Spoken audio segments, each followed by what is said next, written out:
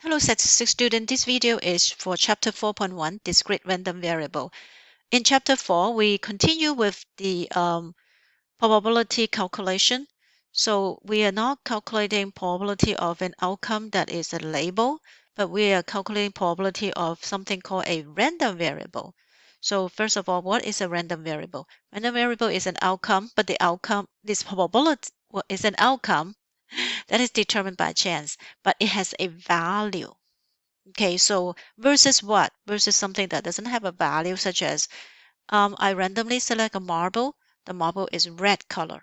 So red is not a value, it's a label, right? I randomly select a student. The student live in Fremont or student live in Pleasant Hill. So that is a value.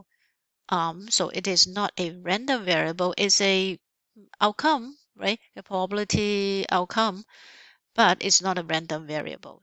So random variable must be something that is a numerical value. So maybe you select a student and you ask the student's age. That is a numerical value. That is a random variable. You can select a card, a playing card, and then you read the values or the numbers on the playing card. Except some of the playing card, like Queen Jack, doesn't have a value. So that is not a random variable. So if it does not always have a numerical value, that is not. Now, so if it is a random variable and is determined by chance, then we can calculate the probability, right? So to calculate them, you can actually use a formula. You can use experimental probability. That means try to do an experiment and see what is the relative frequency of that number shows up. Okay, and then we further distinguish a discrete random variable, random variable as discrete or continuous random variable. A random variable is discrete if the value itself is finite or countable. So they could be just 0, 1, 2, 3. So it's a count, usually a count. Or they could be just the number that shows up in a dice. For example, 1, 2, 3, 4, 5, 6. They are finite, countable numbers. So they are values, but the values are discrete numbers. So we call them discrete random variable. Continuous random variable would be, values also randomly occur, but it has infinitely many values in between two numbers, so the collection of value is not countable. So there's some example here. X is the number of times 4 shows up after tossing a die 10 times. Okay, so by tossing a die one time, the number itself is a random variable because it's a number, right? 1 to 6. But you're not looking at the numbers that shows up. You're looking at counting how many times that 4 shows up. So there's a dice here, and then you actually toss 10 times. So sometimes it's 1, sometimes it's 2, sometimes it's 3, 4, 5, 6, but you only are interested in how many times that 4 shows up. So the X is the number of times. So it could be 0 times, it could be 1 time, 2 times. So usually it would be like this, right? Because, but presumably you can have it 10 times, right? You can have 4 shows up 10 times also. So X is the number of times that 4 shows up is a random variable. You can actually calculate what's the chance that I count for 10 times, I count for 2 times. Of course, this would be very rare. X could be a weight of a student that you randomly select from a class. So X would be continuous because the weight could be like 100 pounds, could be 120, could be 150 pounds, but you could have any number of pounds in between two numbers, so it's continuous. You can design a function that lists the probability that students get that certain number of pounds, right? So we'll talk about this in chapter 5 when we look at continuous random variable. In chapter 4, our focus is on discrete random variable, probability of them. Now, if X is a method, a friend contacts you online, so now the friend can contact you by texting you, by Facebook messaging you, or other method, or Instagram. So the different method that they contact you online. So the method itself is a name. It's not numerical, so it is not a random variable. If you just talk about X is the number of times the friend contacts you online through texting, that is a random variable. So look at the nature of the number that you get. If it's a number, it could be discrete or continuous. If it's not a number, it's not a random variable. It's just a outcome. Okay. And a PDF or probability distribution function of a discrete random variable can be presented as a table or a graph or a formula that can give you probability of each value of x. So if you want probability of x equal to 1, probability of x equal to 2, for a discrete random variable, you can present it through a PDF. It could be a table, mostly a table. So I have a table of PDF here for the number of heads in the two coin toss. That means you have two coins and you toss it and you count the number of heads. Okay, heads and tails outcome are not a random variable, but if you are counting the number of heads that shows up, that is a random variable because the number of heads could be 0, could be 1 and 2. And you list the probability of each. The probability of having one head is 0.5. The probability of having no heads or tails is 0.25, like that. So this table is called a PDF because PDF shows you the probability of each value of x. How likely are you to have 0 heads? How likely are you to have 1 head, etc. But so in general, what is a PDF? PDF must be a table that with x being the input is numerical, and each p of x is associated with a corresponding probability like this table. If it's a formula, you could plug in x and get a p of x. Okay. If it's a graph, you would have like a bar graph like this. Your x is here, and the p of x would be here. So when what is the probability of x equal to 0 is 0.25, like that, or 0.2 here. It's 0.25, I think. Okay, so the second thing is because it's for a probability table to be valid, the sum of the p of x, the sum of the probability should be 1. When you add them together, it should include all of them, all of the different value.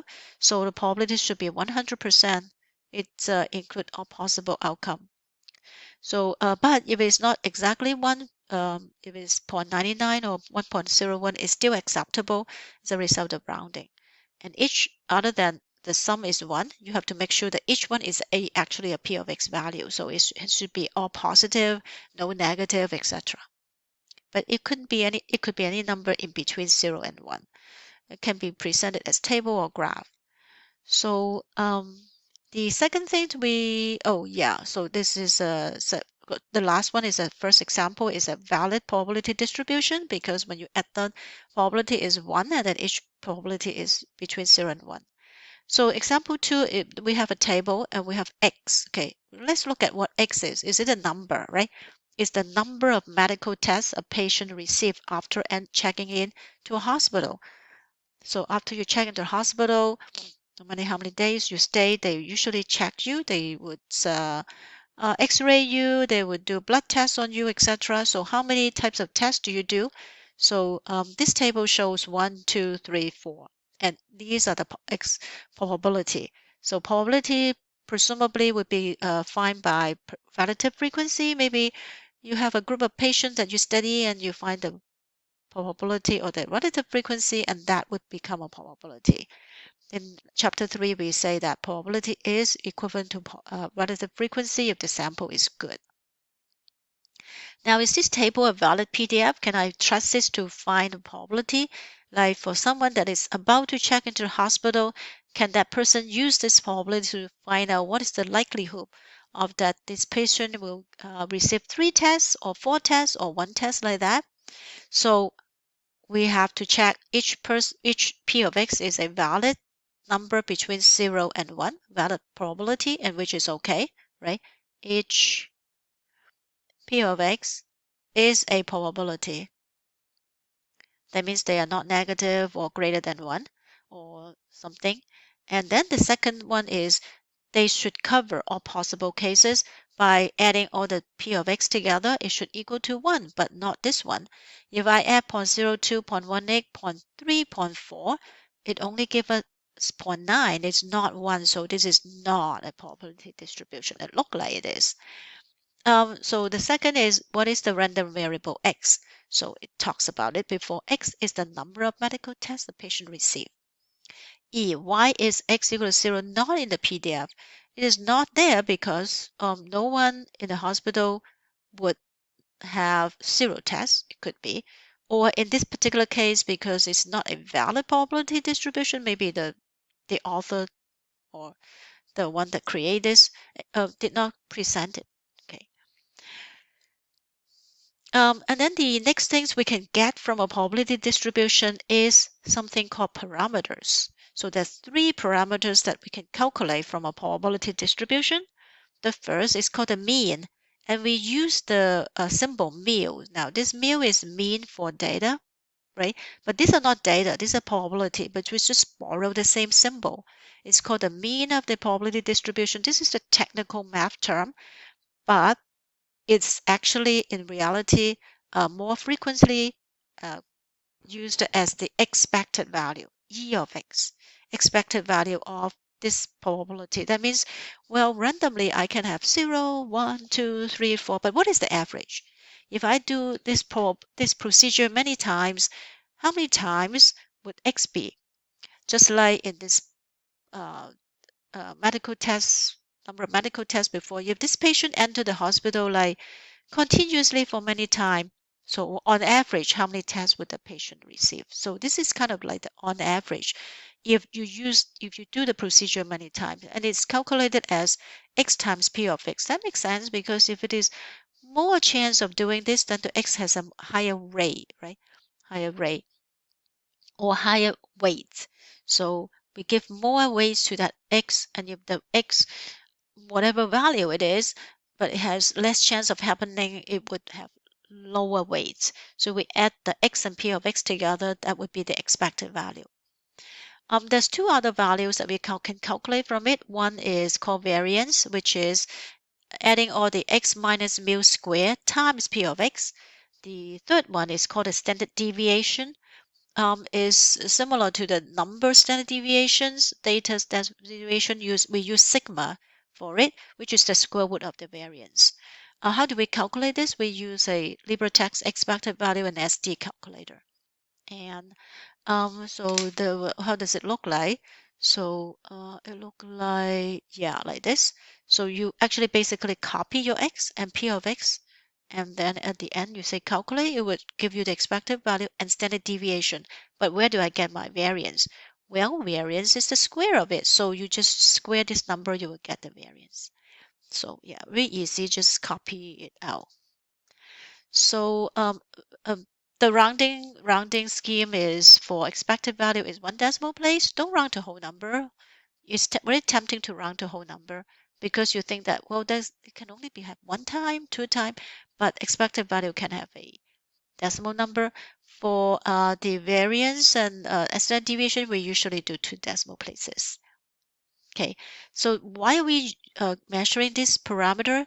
Oh, it is used to find out what is a common things that we see from x. We know that x can happen by chance, right? But what is a range of x value that we commonly will see that would occur by chance? And what are the x value that is very rare to happen, that is unlikely to happen? So it turns out that it is the same as what we have for data. If it is between 2 standard deviation away from the mean, it is non-significant.